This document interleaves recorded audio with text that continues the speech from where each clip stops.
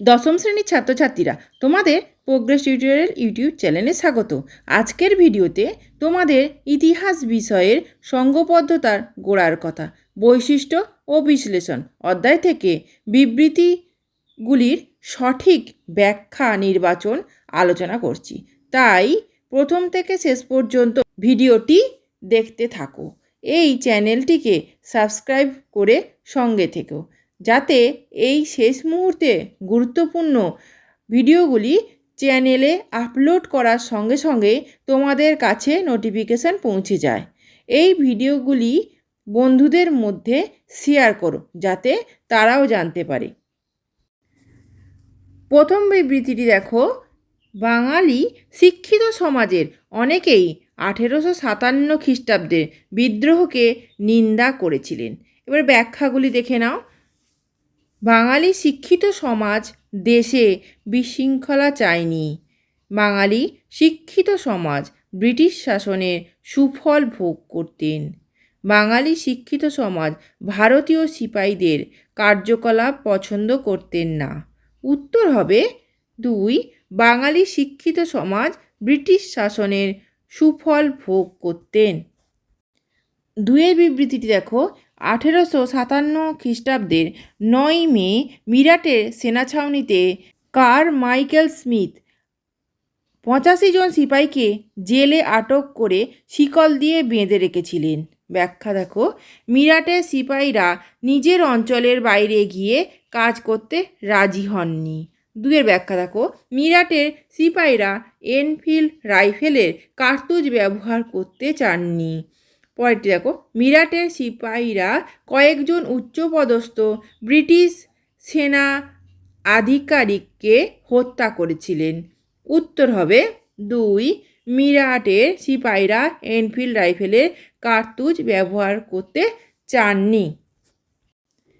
3 বিবৃতিটি দেখো, বেশ কিছু সামন্ত প্রভু ও জমিদার 1857 খ্রিস্টাব্দে সিপাহী বিদ্রোহে যোগ দেন।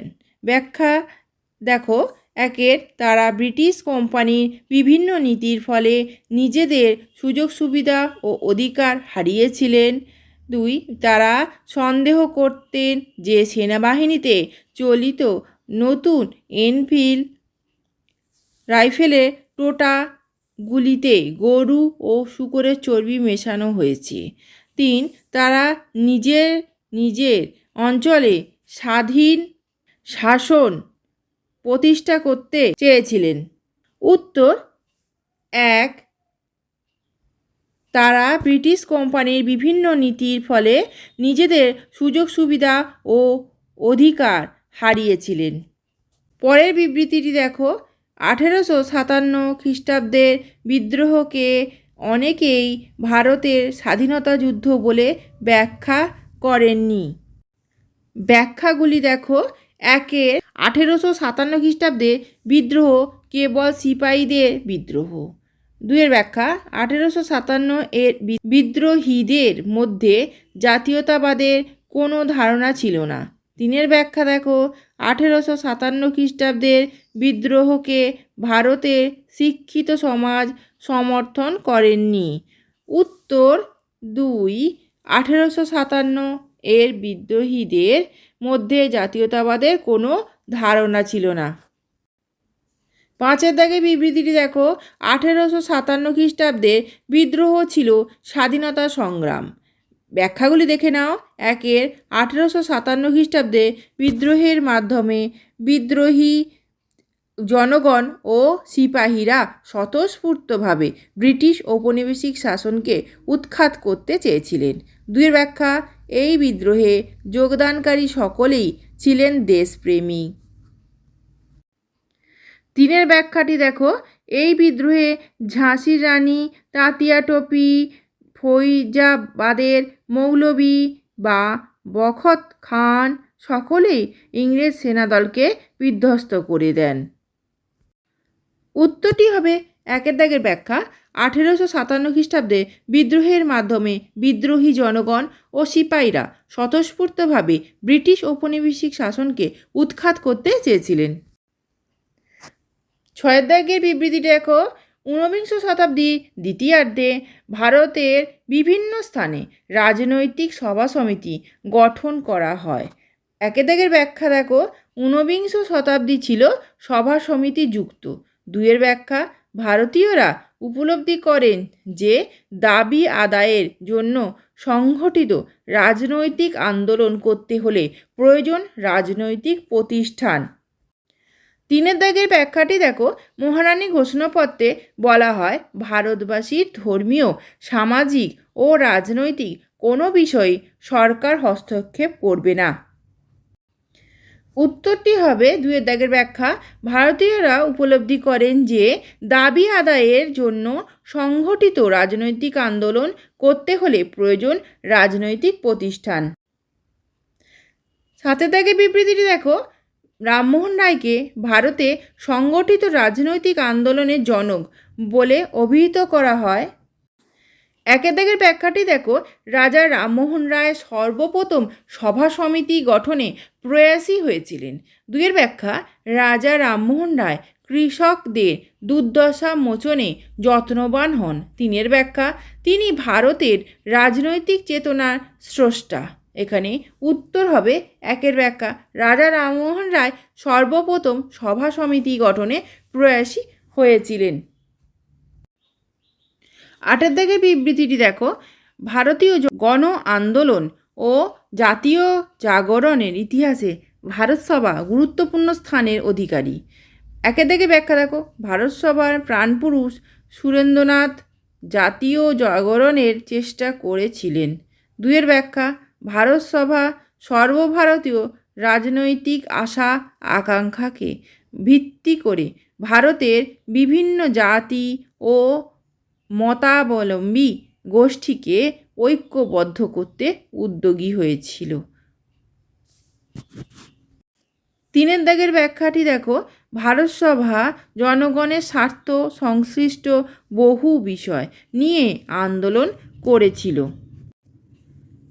উত্তরটি হবে দুইয়ের দাগের ব্যাখ্যা, ভারতসভা সর্বভারতীয় রাজনৈতিক আশা আকাঙ্ক্ষাকে ভিত্তি করে ভারতের বিভিন্ন জাতি ও মতাবলম্বী গোষ্ঠীকে ঐক্যবদ্ধ করতে উদ্যোগী হয়েছিল।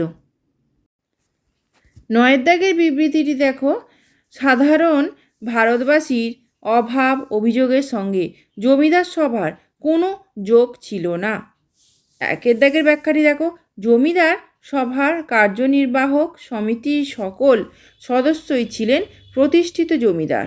দুইয়ের ব্যাখ্যা, জমিদার সভা কোনো রাজনৈতিক সংগঠন নয়। তিনের ব্যাখ্যা দেখো, বাংলা, বিহার, উড়িষ্যা জমিদারদের স্বার্থ রক্ষার লক্ষ্যে জমিদার সভা গড়ে উঠেছিল। উত্তর হবে তিনের দাগের ব্যাখ্যা, বাংলা, বিহার, উড়িষ্যার জমিদারদের স্বার্থ রক্ষার লক্ষ্যে জমিদার সভা গড়ে উঠেছিল। এই ধরনের ভিডিওগুলি পেতে চ্যানেলটি অবশ্যই সাবস্ক্রাইব করে রেখো এবং বেল আইকন প্রেস করে অল নোটিফিকেশন অন করে রেখো এবং ভিডিওটিকে লাইক, কমেন্ট, শেয়ার করো। 10 দাগের বিবৃতিটি দেখো, গোড়ার দিকে হিন্দু মেলার নাম ছিল চৈত্র মেলা। একের দাগের ব্যাখ্যা দেখো, হিন্দু মেলার প্রথম অধিবেশন বসেছিল 1867 খ্রিস্টাব্দের চৈত্র সংক্রান্তিতে। দুইয়ের ব্যাখ্যা, হিন্দু মেলা প্রতি বছর চৈত্র মাসের 1 তারিখে অনুষ্ঠিত হতো।